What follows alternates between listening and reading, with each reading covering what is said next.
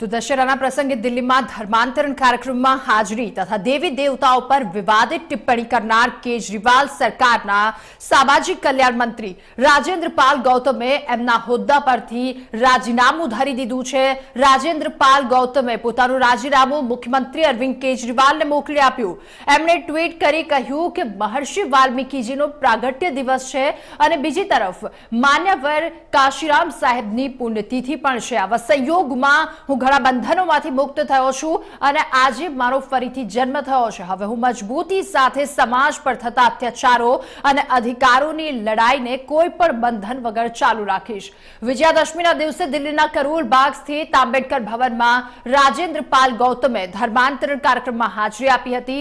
તો ભાજપના નેતાઓ દ્વારા શેર કરવામાં આવેલા કાર્યક્રમના વીડિયોમાં બૌદ્ધ સંતો લોકોને શપથ લેવડાવતા જોવા મળી રહ્યા હતા। शपथ समय राजेंद्र पाल गौतम स्टेज पर हाजिर था। दिल्ली सरकार के एक और आज मंत्री ने इस्तीफा दिया है और एक बार फिर यह सिद्ध हो गया कि पिछले लगभग 8 सालों के अंदर जो हम बार बार आप लोगों को अवगत कराते हैं, पिछले 8 सालों में लगभग 80% में बार बार बोलता था। अब ये 80% से ज़्यादा ये प्रतिशत हो गया है। एक मंत्री का और इस्तीफा हुआ है। पूर्व में जिस तरह से 2 कानून मंत्री, पूर्व में 2 खाद्य मंत्रियों ने इस्तीफा दिया, उसी के तहत आज शायद बाल विकास मंत्री राजेंद्र पाल गौतम को भी इस्तीफा देना पड़ा उनके अपने आचरण व्यवहार के वजह से। लेकिन सवाल ये उठता है कि 8 सालों के अंदर दिल्ली के मुख्यमंत्री ने लगभग 3 बार शपथ ली, भगवान को, ईश्वर को साक्षी मान करके कई बड़ी दुहाइयां दी और अरविंद बार बार अपने आप को ईमानदारी का सर्टिफिकेट देते रहे, आपसी मोहब्बत सौहार्द की दुहाई देते रहे, एकजुटता की दुहाई देते रहे। लेकिन उनकी कथनी और करनी का फर्क लगभग पिछले 1-1.5 साल में तो साफ तौर पर दिखाई पड़ता है कि अरविंद जो कहते हैं उनके फैसले और उनका जो अपना चरित्र उसके विपरीत है। कई ऐसे अवसरों पर ये हम आपके माध्यम से दिल्ली की जनता को सिद्ध कर पाए, खासतौर से भ्रष्टाचार का इशू।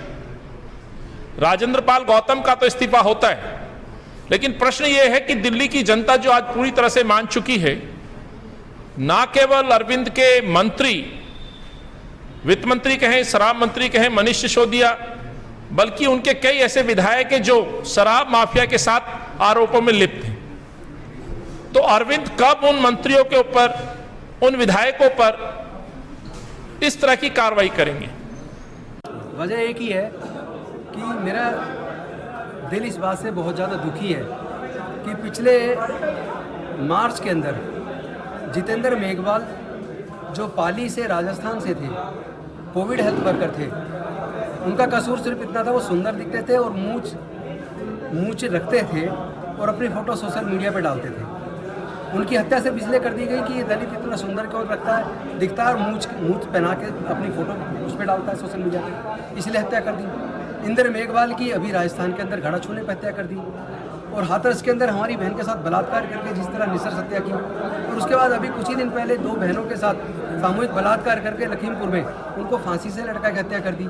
इस तरह के हमारी बहन बेटियों पे होने वाले अत्याचार, हमारे भाइयों के ऊपर होने वाले कत्ल के खिलाफ ना देश के प्रधानमंत्री जी बोलते हैं, ना गृह मंत्री जी बोलते हैं, ना बीजेपी का कोई बड़ा नेता बोलता है, ना देश का कोई बड़ा नेता बोलता है।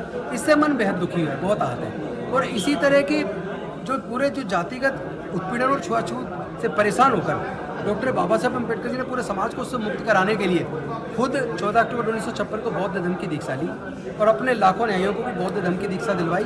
साथ में ये 22 प्रतिज्ञाएं दिलवाई और इन्हीं 22 प्रतिज्ञाओं को हर साल अशोक विजयदशमी के ऊपर हजारों जगह पर पूरे देश में करोड़ों लोग उस दीक्षा के कार्यक्रम में शामिल होते हैं और इन 22 प्रतिज्ञाओं को दोहराते हैं। वही मैंने दोहराई है और इस तरह की उस पर इतना बवाल मचा देना, जबकि वो आयोजन एक मिशन जय भीम और the Buddhist society of India ने आयोजित किया था। उसकी जानकारी मेरी पार्टी को भी नहीं थी, मेरे नेताजी को भी नहीं थी, अरविंद जी को भी नहीं पता था। तो मैं भी उसमें व्यक्तिगत उस तौर पर उसमें शामिल हुआ था और उसको इस तरह झूठ प्रपंच करके, जबकि मैंने किसी के आस्था को ठेस नहीं पहुँचाई। मैंने एक भी शब्द मेरा दिखा दीजिए मैंने कोई किसी की आस्था को ठेस पहुँचाने के लिए कुछ बोला हो। वो जैसे कह रहे हैं जी देवी देवताओं को गाली दी, एक शब्द दिखा दीजिए और लाइव चला 2.5 घंटे का प्रोग्राम, पूरा वीडियो है, एक जगह दिखा दो किसी के देवी देवताओं को गाली दी गई हो। तो इस तरह का झूठ प्रपंच करके अरविंद केजरीवाल जी को बदनाम करने की और मेरी पार्टी को बदनाम करने की कोशिश की है। इससे मैं बहुत आहत हूँ। और ऊपर से मेरे ऊपर समाज के ऊपर होने वाली जनजाति पे कुछ नहीं बोल रहे, साथ में मेरे को फ़ोन करके धमकी दे रहे, सोशल मीडिया पे मुझे धमकी दे रहे और मेरे समाज में होने वाली जनजाति पे बोल ही नहीं रहे। मैं इस बात से आहत होकर मैंने इस्तीफा दिया और मैं अब अपने समाज की लड़ाई को एक विधायक के तौर पे भी उठाऊंगा और साथ ही साथ एक अम्बेडकरवादी होने के तौर पर चाहे कोर्ट में वकील के तौर पर उठाऊं, चाहे रोड पे लड़ना पड़े, अपने समाज के हक अधिकार की लड़ाई को मैं लड़ूंगा।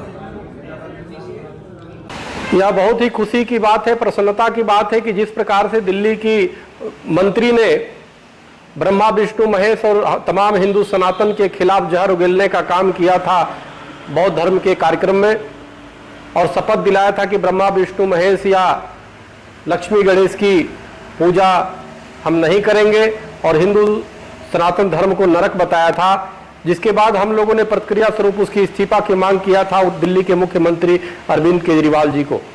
यह बहुत ही प्रसन्नता के विषय है कि अब उन्होंने इस्तीफा दे दिया मंत्री ने। हमें ऐसा प्रतीत होता है कि मुख्यमंत्री ने उस चीज़ को समझा और उनसे इस्तीफा लिया। मैं दिल्ली के सरकार और खास तौर से मुख्यमंत्री अरविंद केजरीवाल जी को मैं बहुत बहुत धन्यवाद दूंगा, बधाई दूंगा और मैं आशा व्यक्त करूंगा कि फिर भविष्य में इस प्रकार की कोई भी इनके पार्टी से हिंदू सनातन धर्म के खिलाफ आपत्तिजनक शब्द या आपत्तिजनक बयान न देंगे। इसी के साथ बहुत बहुत धन्यवाद। हरिओम।